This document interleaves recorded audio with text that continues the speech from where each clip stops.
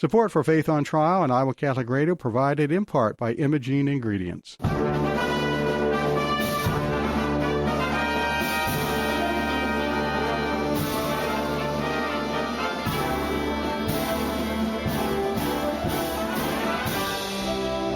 Our freedom of conscience and religion is being challenged by laws and regulations imposed by secular society. It's time to hear from the top Christian litigators in the nation who have come forward to tell us the truth and help us defend our faith.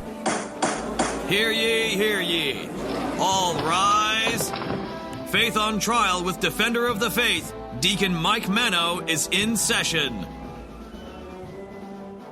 And welcome once again to Faith on Trial. If you are new here, we welcome you for the first time. If you're a regular listener, we welcome you back. I'm Deacon Mike Mano, your host in our West Des Moines studio, and I'm joined by Gina Knoll. How are you today, Gina? I'm doing well, I almost Deacon can't Mike. see you the way we're sitting here. You're kind of behind I'm hiding behind the microphone, prop. yes. Yeah, and all that. Yes, it's March, Deacon Mike. Can you believe it? March, yes. Days are going to start getting longer, and the temperatures are going to get better. I'm very feeling excited. like spring. That's right. And you know what happens in spring? The weather has been nice. Here at Iowa Catholic Radio, we have our spring fundraiser. Right, that's right. And that's coming up March 19th to 22nd. And save up your pennies to help That's us right. out. Yeah, From what time did they say? 6 or 7 in the morning? They're going to start at 7 in the morning till 6 6 in the evening. That's right. You'll and hear. It will be live. I guess we may not have a show that week because we can't use the studio since everything is going to be live during the day. So. But I love that week because it's often fun to hear people from our community who come in and help, and the programming is a little different than we're used to, and it's a lot of fun. But if you have or intend to or are thinking about making a contribution of $1,000 or more, which we would highly encourage you to do, we'd like those contributions before March 19th so that we can add them to our pot of matching contributions for our donors. Excuse me, you can do that at iowacatholicradio.com. Right, and remember, we are kept on the air through your generosity. And in addition to your funds, your cash, which would be nice to have, we also need prayers, too, because we face a lot of other hurdles in society in proclaiming the Word of God on the radio. So you want to make sure you somewhere, they say put an envelope between your rent and the electric bill, to send something into the radio station. But put a place in your prayer calendar for that, too. We're going to have a good program today. We have Hugh Phillips from the Liberty Counsel. He's a litigation attorney over there, and we're going to talk about a couple of things. Pharmacies are now going to start carrying a chemical abortion pill, which has a lot of problems with it, and we'll talk with Hugh about that. And then we're going to talk about students and teachers and parents who are opposed to the gender ideology in schools. And then finally, we're also going to have Matt Lamb back. He's the associate editor of the College Fix on a case in the University of Maryland where a couple of pro-life students are listed now as terrorists there because they engaged in a silent prayer outside the school. So we will talk about that. That's right. And I'd like to have our morning prayer before our programming today. Certainly. A prayer for peace today. In the name of the Father, and the Son, and the Holy Spirit. Amen. God of peace, bring your peace to our violent world. Peace in the hearts of all men and women, and peace among the nations of this earth. Turn to your way of love those whose hearts and minds are consumed with hatred, and strengthen us all in hope, giving us the wisdom and courage to work tirelessly for a world where true peace and love reign among the nations and in the hearts of all. Amen. Amen. Thank you very much, Gina. And we will be right back with Hugh Phillips right after these messages. You're listening to Faith on Trial on the Iowa Catholic Radio Network.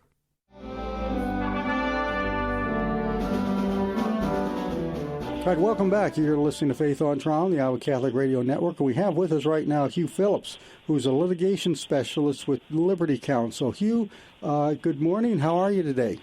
Well, good morning. It's a pleasure to join you. We hope you'll be able to say that at the end of the interview.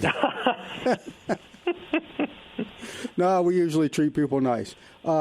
Anyway, we want to talk to you about a couple of things here. One of them has to do with this chemical abortion drug that's now going to be available in a pharmacy. That's right. That's right. I think this is one of the most important pro-life issues of our day. Right now, stats confirm that now the majority of abortions in the United States are chemical abortions using mifepristone and misoprostol as a regimen to induce a chemical abortion. That's the first time that chemical abortions have been the way that the majority of abortions are done in the United States.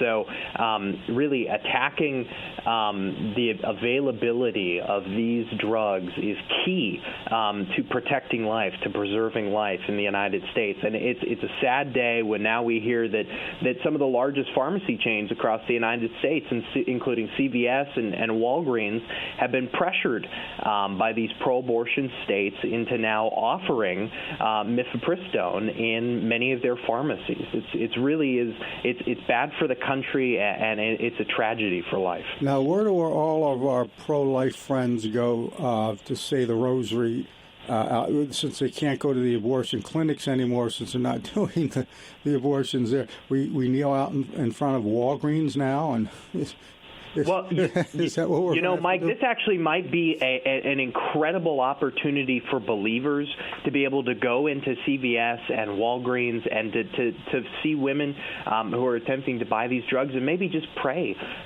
for them or start a conversation if these women allow it. This might be a new opportunity for ministry for that, to be able to save both the women and their babies. But the issue here is mifepristone was originally approved by the FDA as a medication, and to be a medication, the FDA has to say that it indeed cures or at least helps with the symptoms of a disease.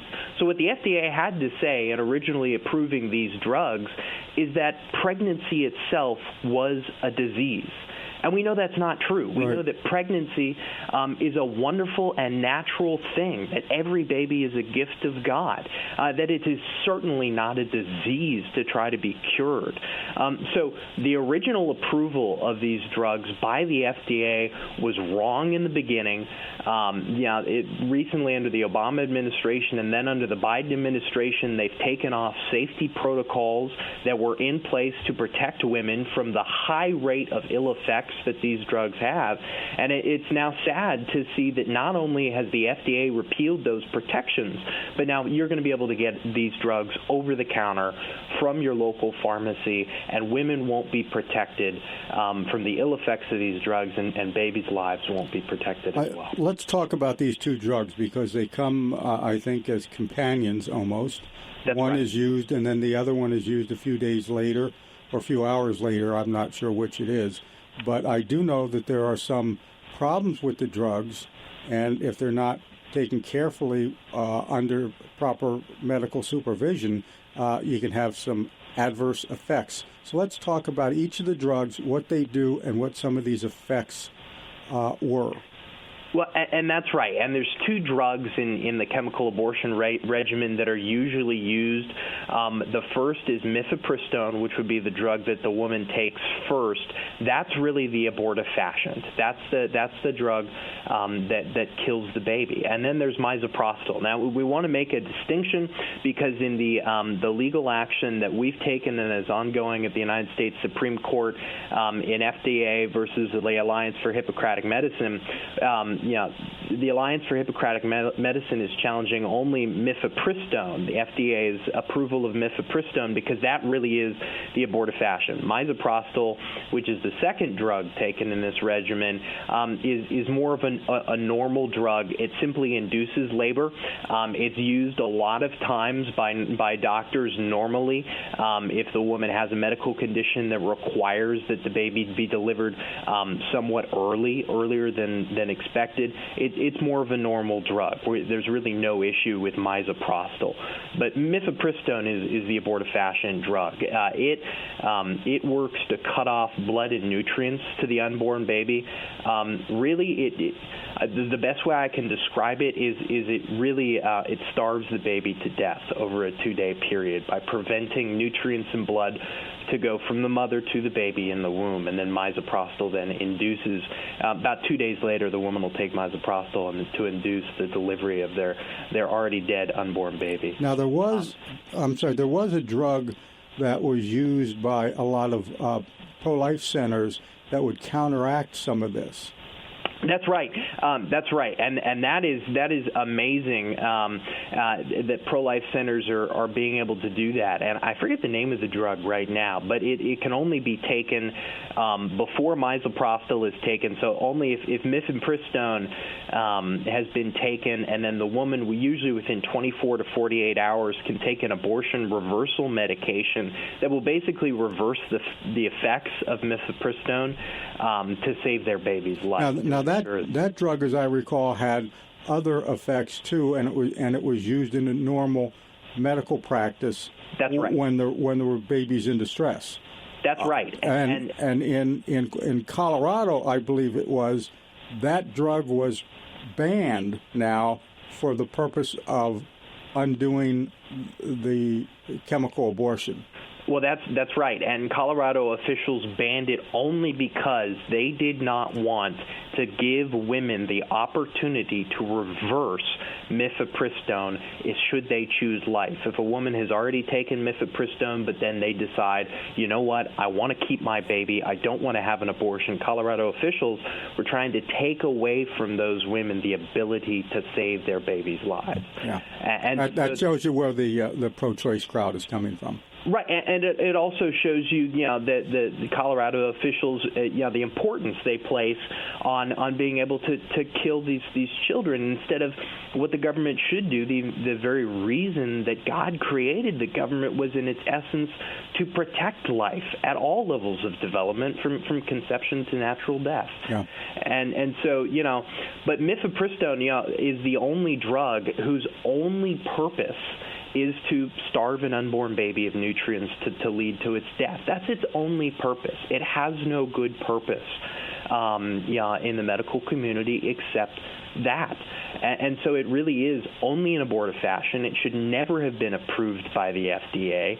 And now you see some of these states, such as New York and California, sending letters to CVS and Walgreens and in an almost threatening manner, trying to force them to provide these types of medications, mifepristone, over the counter to women. Yeah, at least when the FDA had originally approved the drug, they'd required that it be administered in front of a doctor and that there be follow-up appointments within 2 to 3 days to ensure that the woman had no ill effects, because there are, some studies show that almost 20% of women who take these drugs have ill effects, such as heavy bleeding and discharges that could be very harmful, cramping, and other issues, blood clots. And the FDA took away all those protections on women, and now CVS and Walgreens have bowed to pressure, and they're not taking action to protect women like they should either. Are pharmacists allowed to have a conscious objection to distribution of the medication, or is it over the counter and the pharmacist isn't involved at all? Well, it really does depend upon the state. There's about 15 states across the country that require this type of medication to be prescribed by a doctor, and there's another 14 states where these types of medications would be illegal because they're pro-life states and they have a ban on most abortions. But in states such as California, New York, New Hampshire, Connecticut, it's going to be difficult, because most of these drugs are now offered over the counter. Now, I think there is a constitutional basis, thankfully, for a pharmacist to say, I have a conscientious objection, I have a religious objection to this, I cannot prescribe that. So I think in most cases across the country, a pharmacist will be protected from being forced to prescribe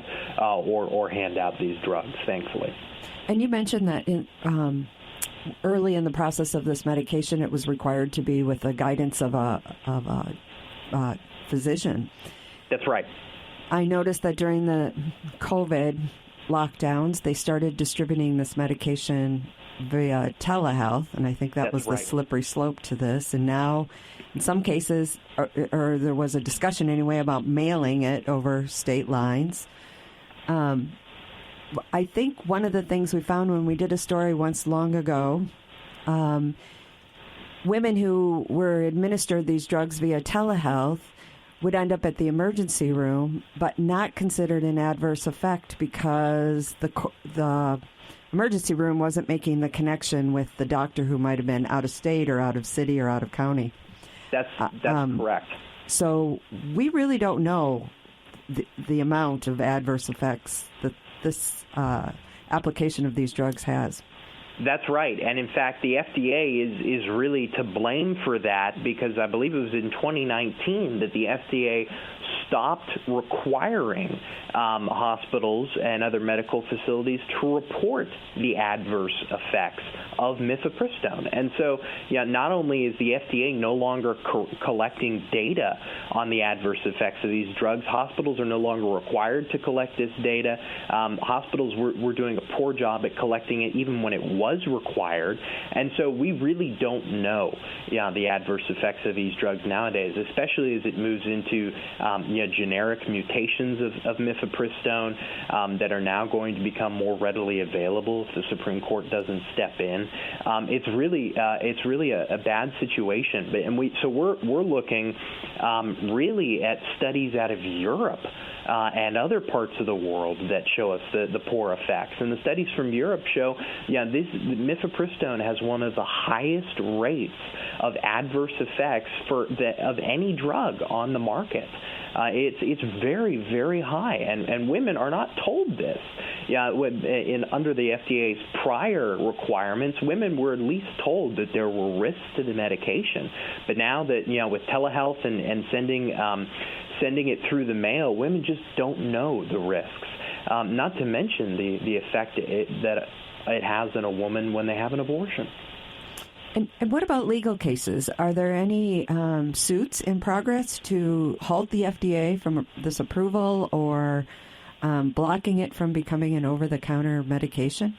Yeah, and so I've already mentioned the FDA versus AHM. That is I think this is the new Dobbs. This is the core pro-life case of this term before the United States Supreme Court. And so the Alliance for Hippocratic Medicine, a group of Christian doctors and medical practitioners, challenged the FDA's original approval of mifepristone, as well as their removing of restrictions on the drug for violations of the Administrative Procedure Act. And AHM is claiming very, very valiantly that the FDA should never have approved the drug in the first place because it's not a medication. It doesn't treat an illness because pregnancy is not an illness, and that the FDA broke federal law in how it removes restrictions on the drug, both during the Obama administration, but even more so during the Biden administration at the latter end of COVID.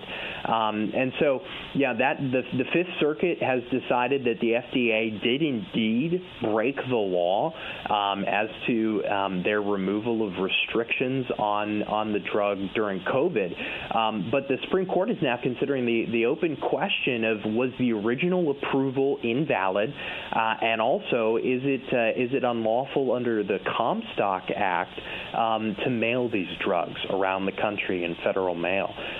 So the Supreme Court will hear an oral argument on this case on March 26th, actually. And Liberty Counsel filed an amicus brief in the case.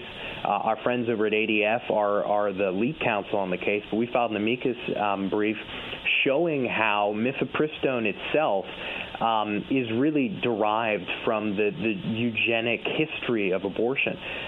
In fact, most people don't know the original creators and patent holders of mifepristone was the Population Council, who made it their mission to promote abortion across the country for avowedly racist ends. And so it has an inherent eugenic foundation, not only for abortion itself, but for this drug in particular. particular. We tried to point that out to the court, and we're hopeful that this term the court will rule that the FDA's original approval was unlawful under the Administrative Procedure Act, and that this drug should not be available in American markets anymore. All right. If the Supreme Court rules in your favor, what will happen to the drug at that point? Yeah, well, we're hopeful that if the Supreme Court rules the original approval by the FDA of the drug was unlawful under the Administrative Procedure Act, then it would be removed from American markets. It would not be available in the United States anymore, and that has a tremendous effect on the pro-life cause. Overnight, 53% of abortions would be stopped in the United States. Chemical abortion would no longer be available because mifepristone is right now the only approved drug on the American market for chemical abortions. It would be an incredible win for life across the country. Well, what an incredible loss for our federal drug administration to know that what they approved was not done correctly and may actually have been harmful to Americans. That's Makes right. you question every other decision that they make with regards to our health and our pharmaceuticals. That's right, and so many individual states have already told the FDA this drug is hurting our citizens. Dozens of states at this point have urged the FDA to take this drug off the market, to at the very least, re-implement strict safety protocols on this drug. And so far, the FDA under President Biden has dug in its heels and done nothing.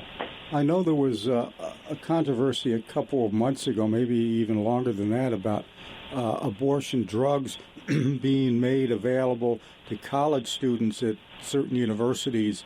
And the worry was that they take these drugs home and they don't always take them correctly or in the proper order.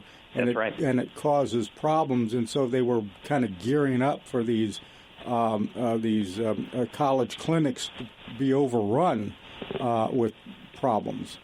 That's right, and in some states, such as California, state universities have even considered putting these types of drugs in vending machines, so that students could just access them in vending machines across campus, and that is absolutely unacceptable. Not only just from a pro-life standpoint, but just because they're proven to be unsafe. And so for not only to not have a doctor, but not even have to go to the medical clinic to access these drugs, it's just insane. It shows you the length and the radicalism of the pro-abortion movement. They're more concerned with accessing abortion than actually preserving the life of the woman and her baby. Yeah, it certainly says something about the state of our society today. What are the steps in taking this drug? You have two drugs that you have to take, and you have to take them, 2 days apart? Is that the way it works? That's right. Usually a woman would take mifepristone first, and that would work to actually kill the baby, and then about 2 days later she would take misoprostol, which would then work to induce labor in her. So that's the two-drug regimen. There's different regimens in Europe that are allowed. Sometimes only misoprostol is taken at a very early stage of the pregnancy, but in the United States, this is the only current chemical abortion regimen allowed. Now, is this within the first 10 weeks of pregnancy, the first 3 months, or? Yes, almost always this regimen is done within the first 10 weeks of pregnancy. It's not recommended, and in fact, in a lot of cases, it's not allowed after that time period, because by that point the baby's too big to be either killed by this procedure or for the woman to actually be able to induce labor because of the baby's size at that point. So then they would move into a surgical abortion. So you wait too long, and then you've got another medical problem. That's right. A real medical problem this time. What about the gal that takes the drugs and then decides, well, maybe I don't want to complete this and doesn't take the second drug? Yes. Well, in that case, the woman who she's taken mifepristone, if she hasn't taken misoprostol yet, she needs to act quickly, because if she can take an abortion reversal drug, she may be able to save her baby.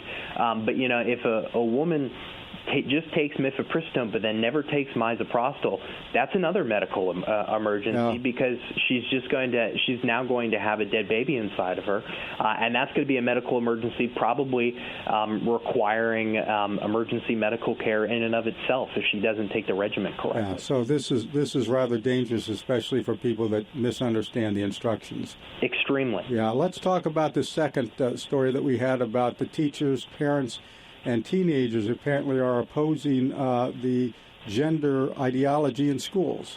That's right, yeah, and I'm sure you've told your audience before about how the teachers' union in the United States, across the United States, have been pushing this radical gender ideology. They've been spending millions of dollars creating curriculums to implement this gender ideology in schools, even in pre-K through fifth grade. I don't think Gina and I have ever mentioned that on the air. I'm sure you haven't. Yeah, it's shocking. It's shocking to me every day that we have to talk about this issue in particular, because there's so many important issues that we're facing as a country today, and we're having to talk about gender identity politics because a public interest group such as the teachers union that has so much power is forcing our kids to see this stuff in schools every day. And so, it is pretty shocking that Pew Research Center did a poll recently revealing that despite the teachers union pushing this in every school across the country, more than 2/3 of teachers, parents, and teenagers actually don't want gender ideology in their schools. They want to actually learn. They want real education to go on, and they don't want to be politically indoctrinated with a secular ideology in public schools. So it really is shocking, especially the level of teachers that don't want this taught in their schools. It's amazing that the teachers' unions are backing it so much. Yes, it really is. And it's a political thing for them. Well, it goes beyond politics to a worldview level, where it shows you that the teachers' unions inherently are attempting to use the educational system as a tool to catechize our children in a secular worldview. They're trying to catechize them in atheism. They're trying to catechize them to teach them that they're not actually made in the image of God, that they're not actually that they don't actually have purpose, meaning, and value through who God made them, but instead to leave our kids open to their ideology. Marxist ideology, yes. That's right, and it's really their quest for power. You talk about so many other things that we have to worry about today. We're going to find out tonight, I guess. We're taping this program on Thursday morning. We're going to find out about the war on apparently junk fees now coming up. Yeah.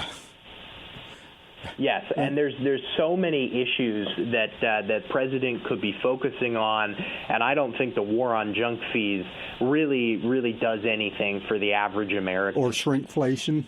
Right. Yeah. I don't think that in any way affects the average American. Instead of maybe providing more freedom to Americans. Yeah, the Cookie Monster notwithstanding, we're not concerned about. Right. Yeah, it's a proverbial red herring. It is. Yeah. Don't look over here. Yeah. Look at the shiny object over there. Yeah.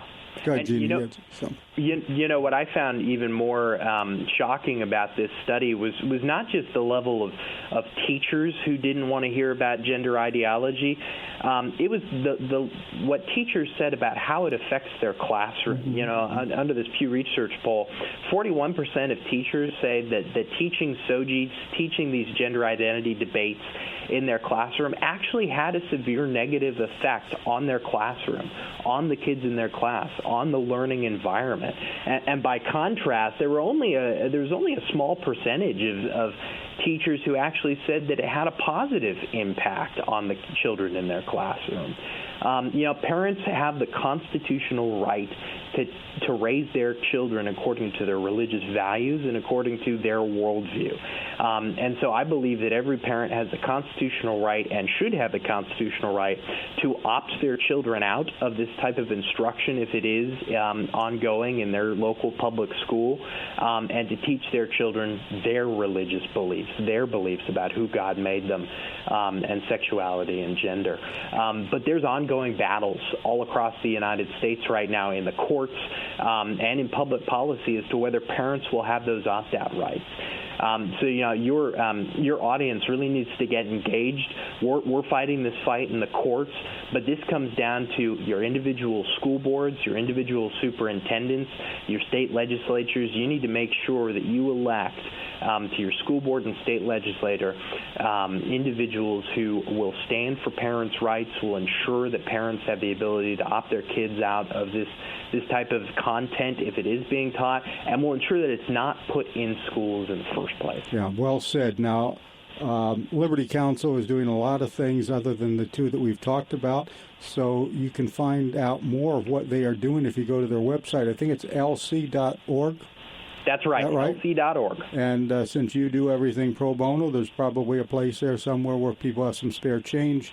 When we get done with them at our semi-annual fundraiser here, you can send those along.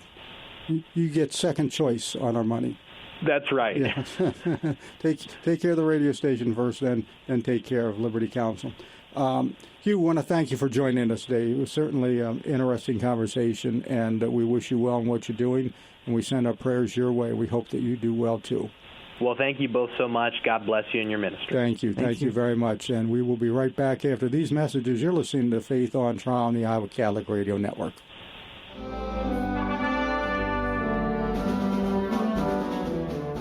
And we're back. You're listening to Faith on Trial on the Iowa Catholic Radio Network. We have with us our old friend Matt Lamb, who is the associate editor at the College Fix, and who is, I guess, our man about town everywhere, finding different stories for us. You must spend a lot of time either out on the road or on the phone, Matt.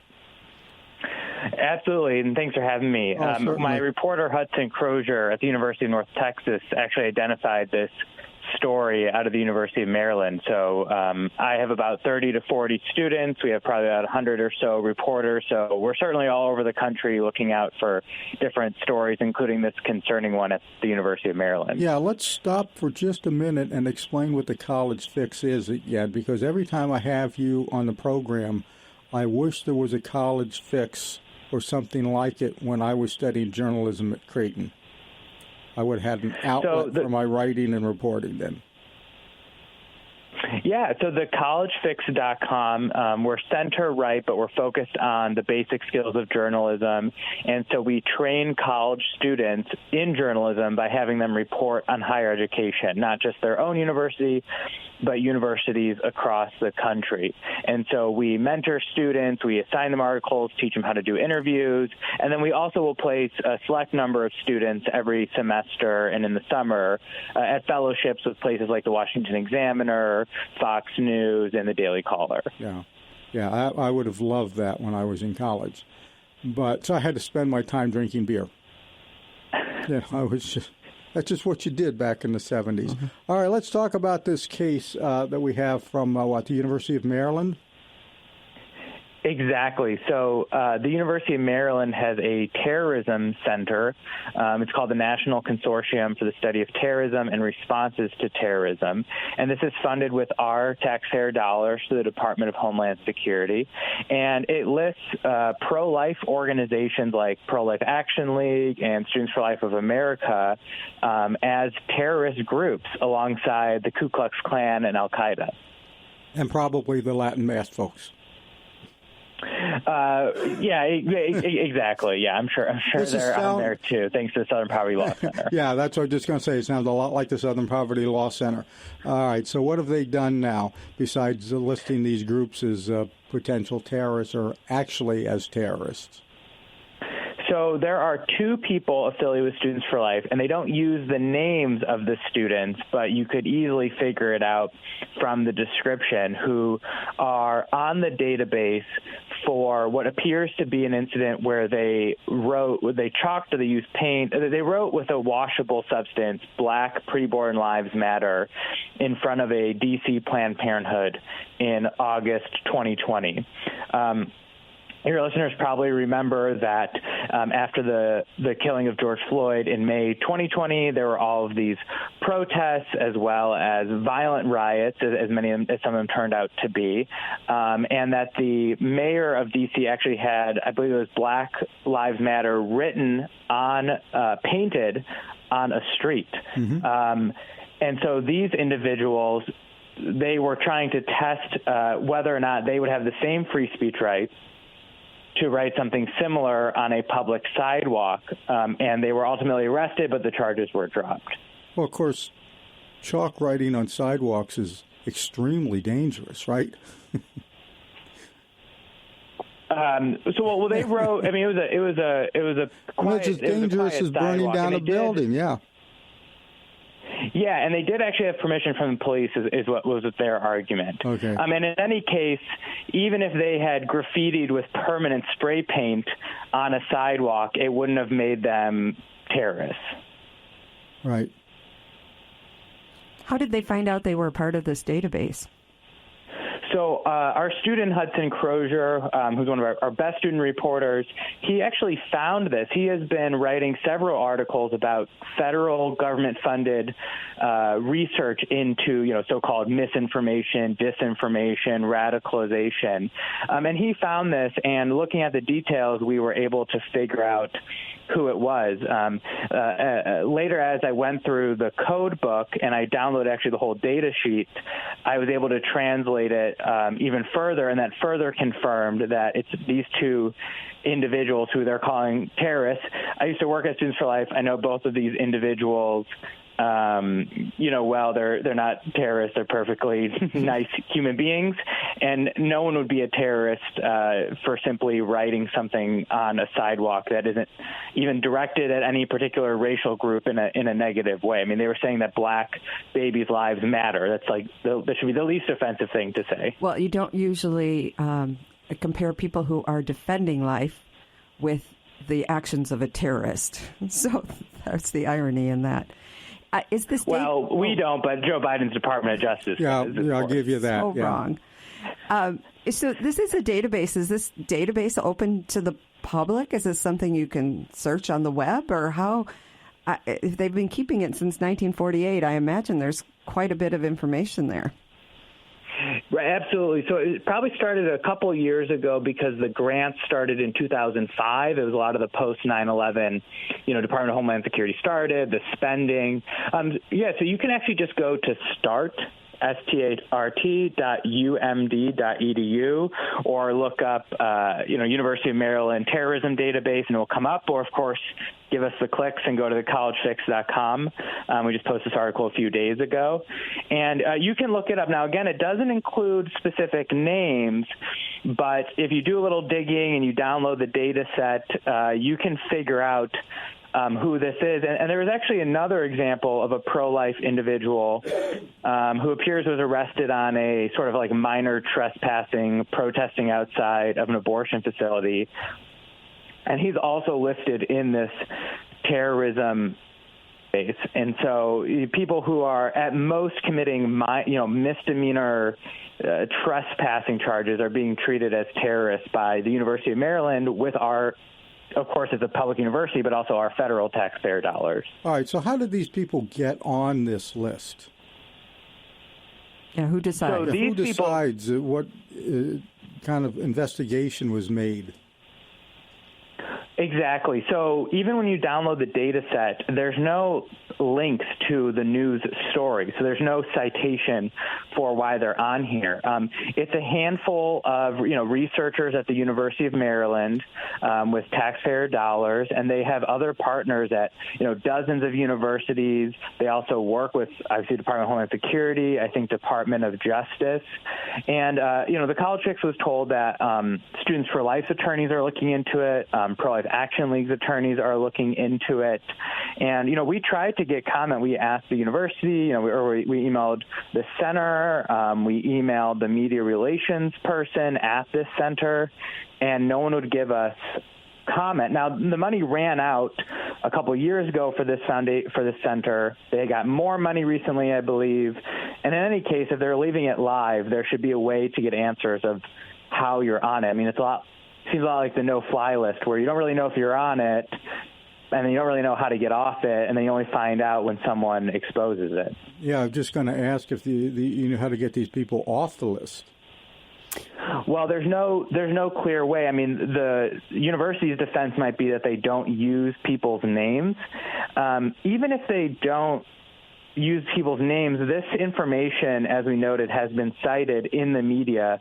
It just should show that there's, far-right extremism or violence. Obviously, any actual violence needs to be condemned, whether it comes from, conservatives, liberals, whoever. But again, writing Black Preborn Lives Matter on a public sidewalk is not terrorism. If writing on a sidewalk is terrorism, then every kid playing hopscotch is a terrorist. Yeah. And sometimes not even violence makes you a terrorist. I mean, people get into fistfights all the time, especially young people. That doesn't make them always terrorists, but and in a country with a broad brush here. And in a country where there's free speech, even hateful words are not terrorism. Exactly, but this is just part of a pattern. I mean, there was the individual at the Loudoun County School Board meeting who was compared to a domestic terrorist. As it turned out, he, of course, went there to speak out about how his daughter had been sexually assaulted, and he felt that the school wasn't listening to their concerns. And, of course, Biden's Department of Justice used that incident as the pretext for labeling anyone who went to speak out at school board meetings as a potential terrorist. Right, and he was arrested. Right, he was arrested, and ultimately the superintendent, I think, did face some criminal charges, and I believe was convicted, actually, for covering up some of that information. So there was some justice served eventually. Yeah, eventually.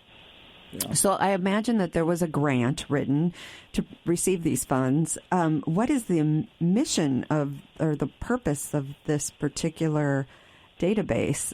Is it used by the FBI? Is it part of a government system to help point people in the right direction in terms of avoidance of these organizations? Right. So according to the center's website, it says it shares its data with, quote, Homeland Security professionals through tailored research, education, and training efforts.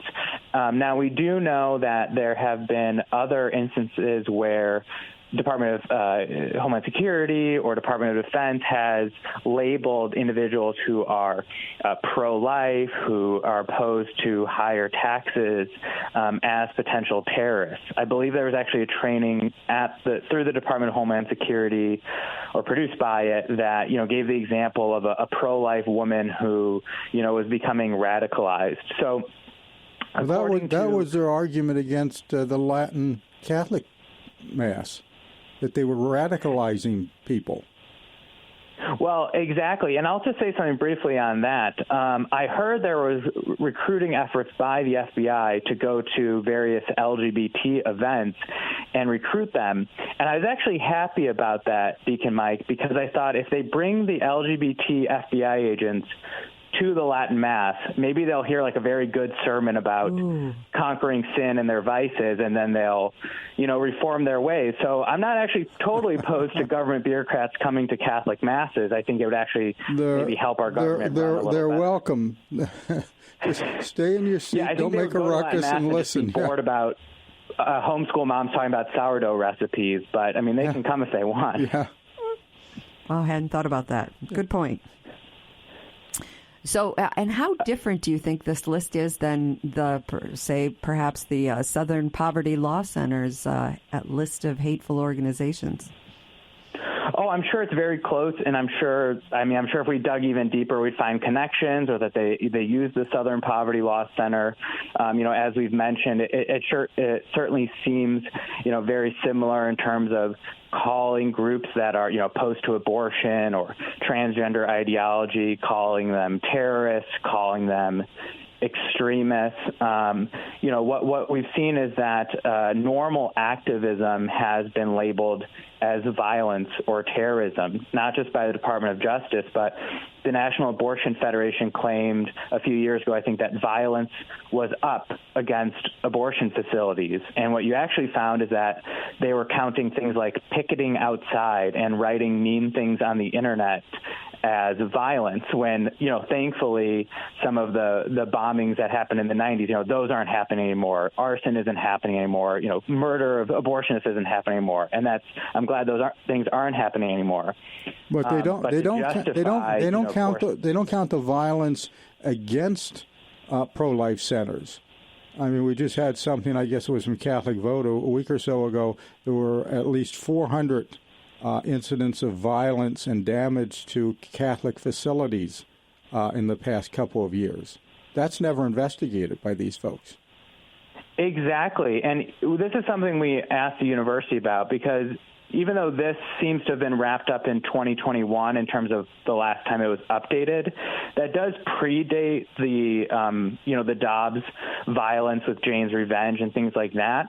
But it doesn't predate the Black Lives Matter riots and the violence and Antifa violence. And a lot of that is absent from this database, even though it occurred in the time period that this database is supposed to cover. Yeah. It's two different forms of justice. Exactly. We live in a two-tiered system of justice, and we should work for a fair criminal justice system, but it certainly seems a lot of times that pro-lifers, Protestants, Catholics, Tea Party members, I know that's a little dated, are often targeted by, whether it's the FBI targeting Latin Mass Catholics or the IRS targeting, Tea Party activists, asking them for the content of their prayers. And it unfortunately continues through federal agencies, as well as by extension through these various contractors, like at the University of Maryland. Yeah. So will these students have an opportunity to have a lawsuit maybe to remove their names or their identities from these lists? Yeah, so Students for Life has attorneys looking into it. Pro-Life Action League has attorneys looking into it as well, because they have several, they're listed on there.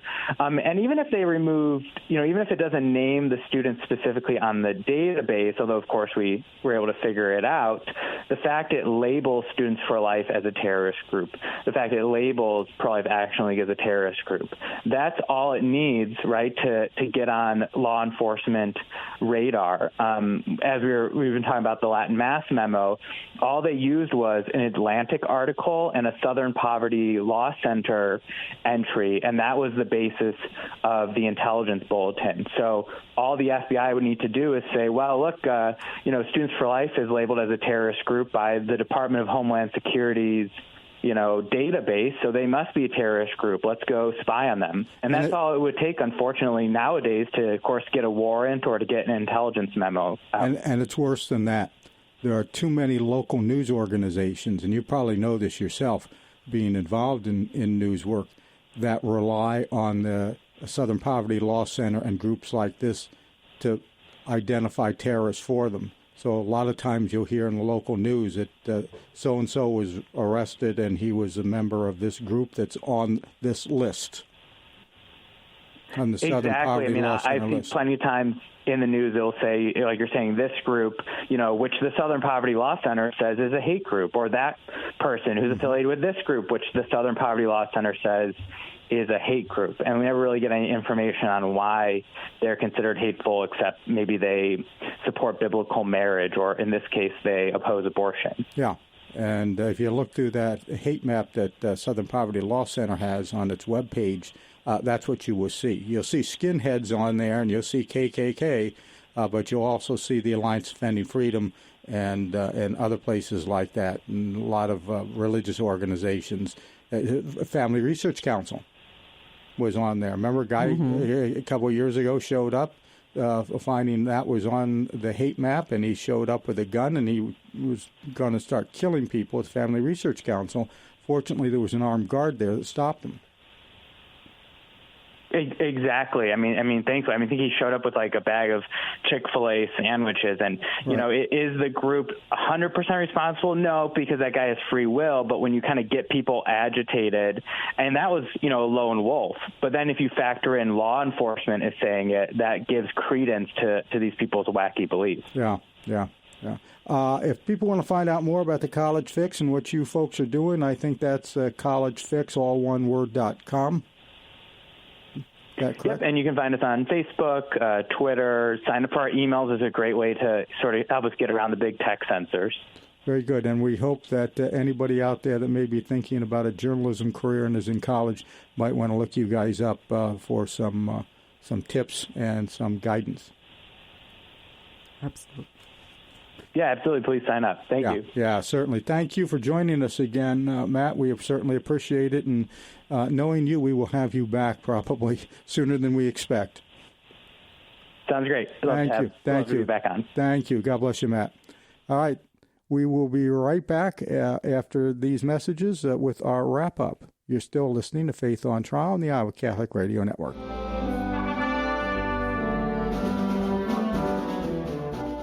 And we're back to wrap up. Remember, this is Faith on Trial, the Iowa Catholic Radio Network. It has been, and it still is today. Yes, good information today, Deacon Mike. It shows really the disregard for human life, right, all the way around for the mother and for the child with the abortifacient chemical abortion drugs. And it shows in the College Fix case what we're up against. You know, well, yeah, that we're being tracked. We're being tracked. We're being watched. He didn't mention it, but you know, I keep hearing about this Christian nationalists, and makes me wonder if that type of individual that's described by that, and we can have another show about it at some time, might be the next target on these terrorist watch lists. Yeah. Well, but the only way you can hear about this stuff is here at Iowa Catholic Radio, especially on our programming. So the funding of the station is from volunteers and listeners like you. And I'm going to make a plug for our fundraising week is March 19th to 22nd. And before those dates, we're looking for matching gifts. So if any of our listeners have $1,000 plus, I think they said the limit was $50,000. You could contribute to the station. One person has $50,000. Would help, done. Right? Yeah. So we're looking for donors in the $1,000 plus to call in before the fundraising week of March 19th to add to our matching fund bucket of money. And you can do that at iowacatholicradio.com and reach out to us that way. Yeah, and our number is 515-223-1150 if you want to call in, make a donation. You can make a pre-donation if you would like. You know, you don't have to wait to the last minute. You can do that right now, and we would appreciate that. We stay on the air because of your generosity. And you listen to a lot of different programs here. They're all podcast. You can listen to them anytime you want. And it's your donations that keep us on the air and keep us doing what we're doing and bringing to you all the programs that we have. Yes.